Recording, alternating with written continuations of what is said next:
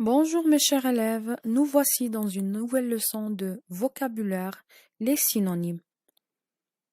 Suivez avec moi. Les synonymes sont des mots qui ont le même sens ou un sens proche. Beau, charmant. Heureux,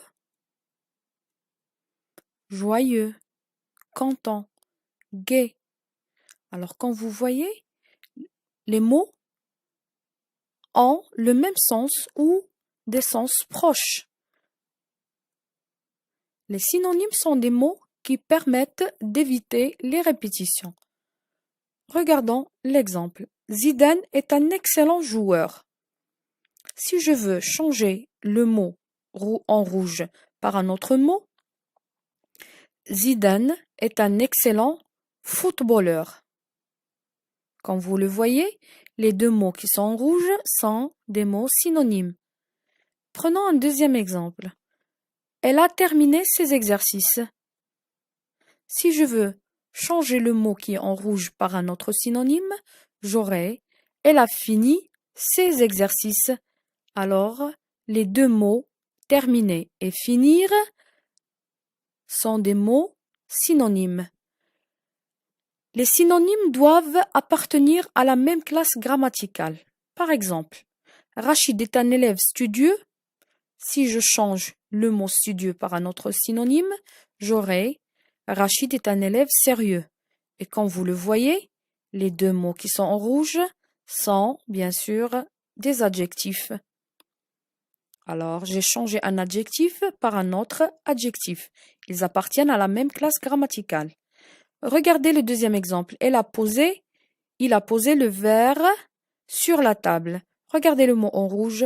Je vais le changer et mettre un autre synonyme à sa place. Il a mis le verre sur la table. Comme vous le constatez, les deux mots qui sont en rouge sont des verbes. Alors j'ai changé un verbe par un autre verbe. Les synonymes sont des mots qui ont un sens propre. Ça veut dire, regardez le mot voyage. Donnez-moi un autre synonyme par exemple. Expédition. Mais attention, quand je dis un voyage, c'est un voyage touristique. Une expédition, ça veut dire une découverte. Une expédition polaire. Elle a un objectif de découvrir. Alors, je ne peux pas dire une expédition touristique et un voyage polaire.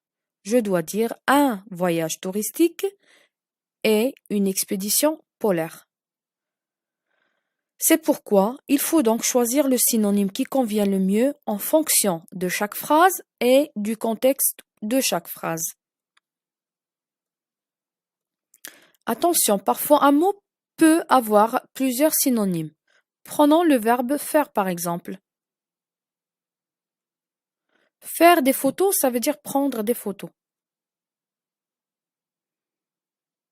Là, le contexte de la phrase veut dire prendre des photos. Regardez le deuxième exemple. Faire un sport, je ne peux pas dire ici prendre un sport. Non.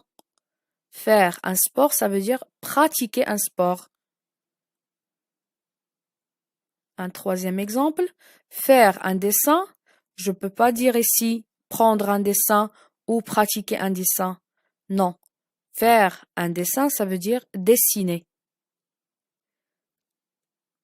Faire un métier, ça veut dire exercer un métier. Faire une cabane, ça veut dire construire une cabane.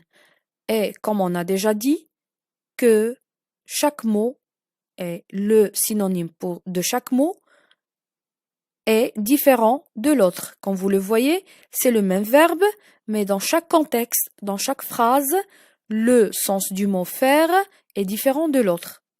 C'est pourquoi il faut respecter le sens de la phrase et le contexte de la phrase. Maintenant, un exercice d'entraînement. Je dois relier chaque mot de la liste A à son synonyme de la liste B. Je vais vous lire la liste A. Dire, idiot, maître, histoire, maison, sportif. La deuxième liste, bête, parler, professeur, habitation, joueur, roman. Là, je dois relier chaque mot de la liste A à son synonyme de la liste B. Je vous laisse réfléchir et je vous donne la réponse après.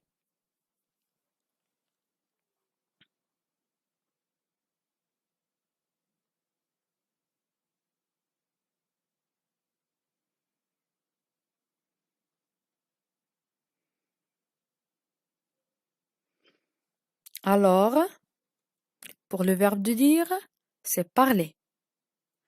Pour le mot idiot, c'est bête. Pour le mot maître, c'est professeur. Le mot histoire, c'est roman.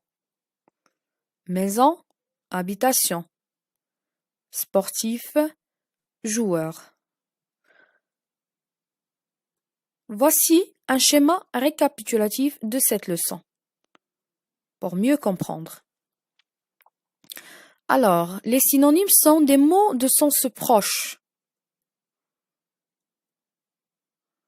Ce sont des mots qui ont un sens propre. Parfois, les deux synonymes, si je change la phrase, ça va changer le sens. Un mot peut avoir plusieurs synonymes selon le contexte de la phrase. Les synonymes doivent avoir la même classe grammaticale et bien sûr des mots qui permettent d'apporter des précisions pour la phrase. J'espère que j'étais très claire. À bientôt. Espérons vous voir en bonne santé, Inch'Allah. Merci.